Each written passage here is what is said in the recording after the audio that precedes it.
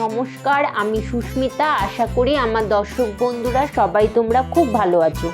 আমিও খুব ভালো আছি। আজকে আমি তোমাদের সাথে যে রান্নার রেসিপিটা শেয়ার করব সেটা হলো ওল চিংড়ির ডালনা। এটা কিন্তু নতুন কোনো রান্না নয়, প্রত্যেকের বাড়িতেই এই রান্নাটা হয়েই থাকে। আর আজকে যদি তোমাদের আমার ভিডিওটা ভালো লাগে তাহলে অবশ্যই আমাকে কমেন্টসে জানাবে।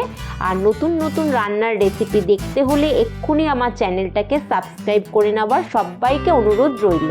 তাহলে দেখে নিই রান্নার রেসিপিটা। সবার প্রথমে দেখতে পাচ্ছ আমি এখানে মিডিয়াম সাইজের দুটো আলুকে কেটে নিয়েছি এবং তার পাশে একটা ট্রেতে 500 গ্রাম ওলকে একটু নুন দিয়ে সেদ্ধ করে নিয়েছি। আর তারই পাশে বেশ কিছু সংখ্যক আমি চিংড়ি মাছ নুন হলুদ দিয়ে ম্যারিনেট করে রেখে দিয়েছি। এবার কড়াইতে তেল গরম হয়ে গেছে। সবার প্রথমে আমি আলুগুলোকে সামান্য একটু নুন আর হলুদ দিয়ে ভেজে নেব। আলুগুলো ভাজা হয়ে গেলে একটি পাত্রে তুলে রাখবো।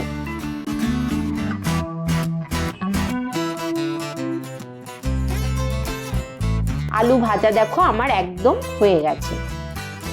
এবার ওই একই তেলের মধ্যে সেদ্ধ করে রাখা ওলগুলোকেও একইভাবে আমি ভেজে নেব। ওল যদি ভেজে রান্না করা হয় তাহলে কিন্তু ওল আলুর চিংড়ির যে তরকারিটা আমরা খাবো খেতে খুবই টেস্টি হবে। মিডিয়াম ফ্লেমে রেখে 5 মিনিটের জন্য আমি ওলগুলোকে ভেজে নেব।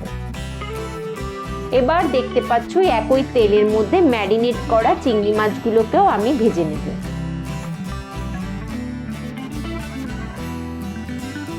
মাছ ভাজা আমার হয়ে গেছে, আমি এগুলোকে একটি পাত্রে তুলে রাখছি। এবার বাকি যে তেলটুকু থাকলো তেলের মধ্যে একটা তেজপাতা আর গোটা জিরে আমি ফোড়নে দিয়ে দেবো।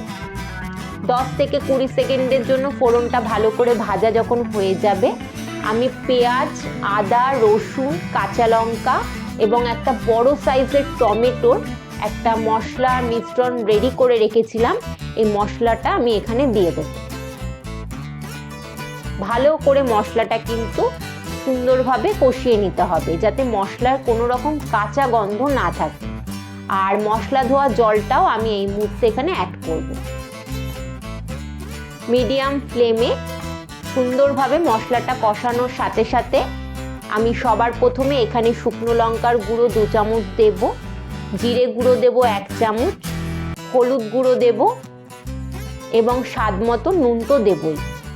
আর রান্নার কালারটা সুন্দর আনার জন্য যদি সম্ভব হয়, ওটা অপশনাল, তোমরা কাশ্মীরি লঙ্কার গুঁড়োটাও দিতে পারো, যেটা আমি আমার রান্নাতে দিয়েছিলাম। ভালো করে মশলাটাকে এবার 5 থেকে 7 মিনিটের জন্য সুন্দরভাবে কষিয়ে নিতে হবে। মশলা যখন কষানো পুরো হয়ে যাবে তখন আমি এর মধ্যে ভেজে রাখা আলু, ওল এবং চিংড়ি মাছ এই 3টি উপকরণকে এখানে অ্যাড করব। অ্যাড করে মশলার সাথে খুব সুন্দরভাবে এটাকে কষিয়ে নেব।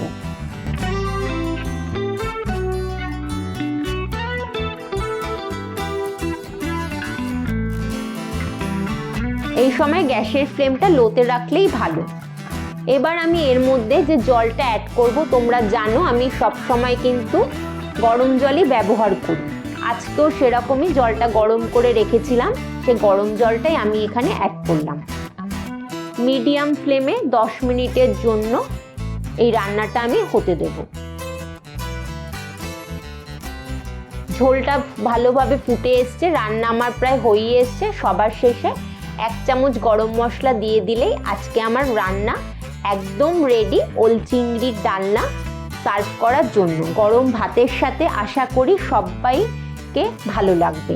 যদি আজকে আমার রান্নার রেসিপিটা ভালো লাগে আমাকে অবশ্যই কমেন্টসে জানিও।